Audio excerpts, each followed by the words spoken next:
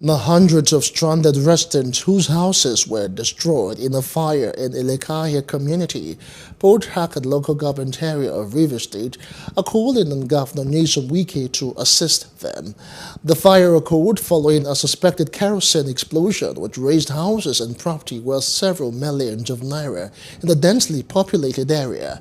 It was gathered that the fire became worse when gas cylinders in the homes of some of the affected persons exploded, spreading the fire faster to other areas, displacing about 200 residents. As the inferno raged, youths and other residents in the area hurriedly mixed water and detergents to try to stop it from spreading, even as distress calls was made to the fire service.